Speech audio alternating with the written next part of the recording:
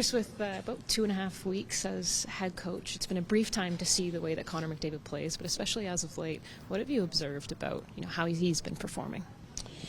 Well, I think certainly there was a lot of frustration when I got here and the way the team had been playing, and his point production wasn't what it typically is. Right now, I'm playing with a lot of confidence and building some chemistry with his Nugent Hopkins and Hyman. They've creating a lot of opportunities, scoring a lot of goals, but also the power play. Gulletsson's got it back on track and just ultimately just eased their frustration and told them to stick with it, and they've got so much skill that they'd find it. So right now I think he's enjoying playing hockey right now, and I think before this, with the pressure of the team and underperformance and all that, it can be hard for any hockey player, but especially a player that puts so much pressure on himself. With that frustration and now where he is today, coming into tonight, what have you noticed about the leadership of, yes, Connor, but also the collective?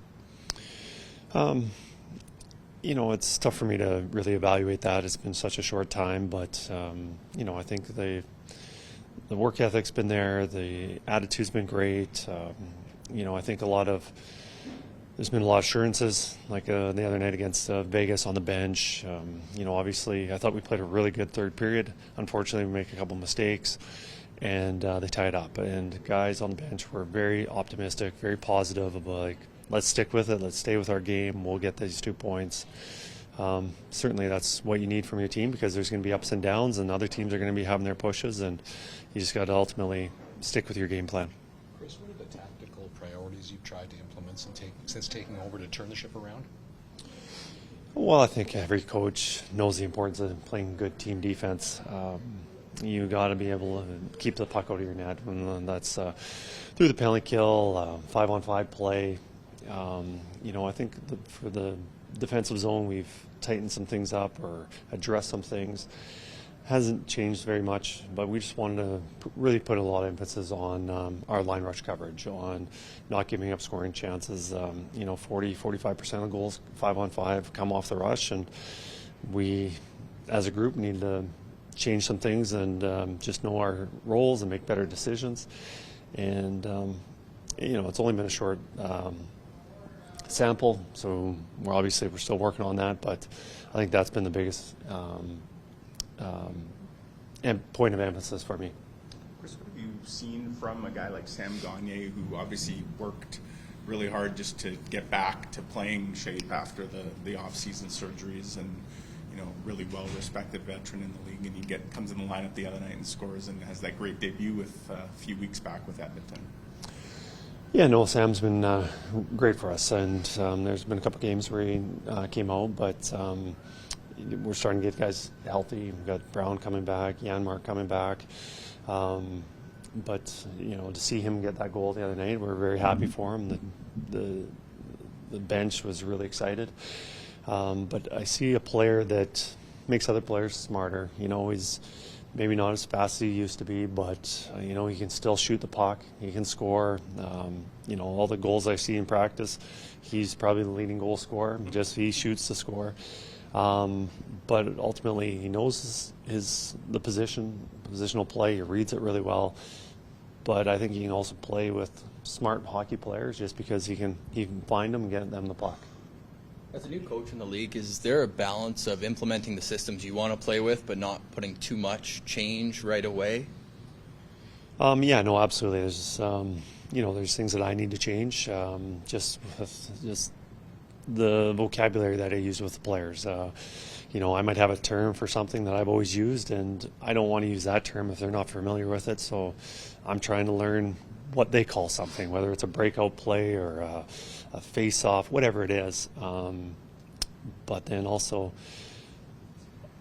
the biggest thing for players to play well is they have to be, free, just being able to play free and not overthinking, and just things come easily for them. And as a coach coming in, there's obviously going to be change, and you can't have too much change because it's just them being overburdened with so much information that they can't play the way they want to. So as we go through this, there's been a lot of repetition, a lot of things that I'm reviewing and emphasizing things that I want them to do. But we made some small changes, but I don't want to do too much. And in terms of the vocabulary, is having Connor Brown, Connor McDavid, guys who've played for you in the past, is it kind of helpful to have them?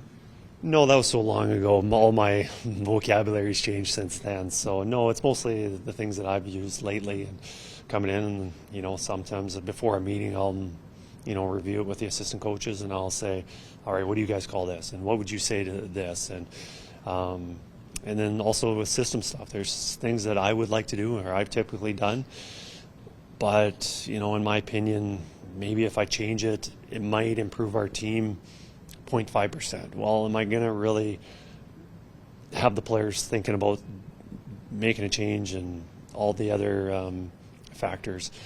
We'll just stick with what we're doing right now, and maybe down the road then we change it. But I think it was the biggest thing for me coming in here was just eliminating the frustration and knowing them that they're a good hockey team and we can play. We just have to simplify. Kris, every team seems to take on some of the personality of their head coach. Are there any kind of personality or identity traits that you want to see shift with this team slowly, of course, over time? I'm sure they will.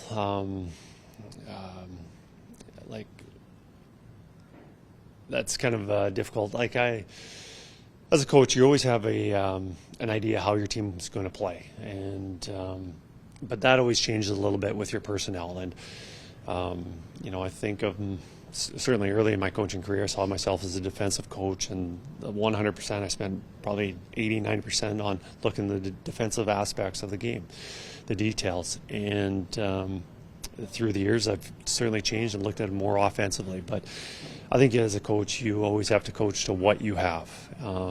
There's always things that you want your team to do and the systems that you play and things that you're comfortable teaching. But you also have to look at what the players that you have and put them in a situation to succeed.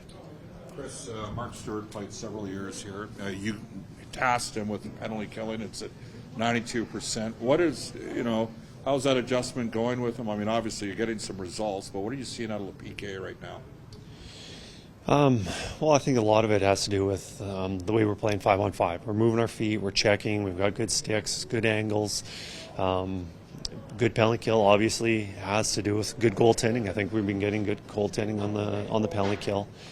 But I think Stewie's been doing a great job with communicating, having a good, clear message for the players in the mornings, so they're prepared to whoever we're playing that night.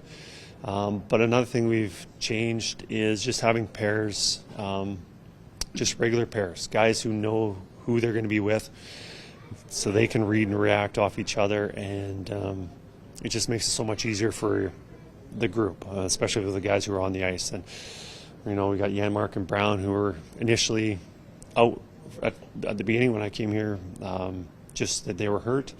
Now we've got those two as a pair. They've been great. We have Ryan and Nugent Hopkins together. They're starting to build some chemistry, and usually they're the first over the boards.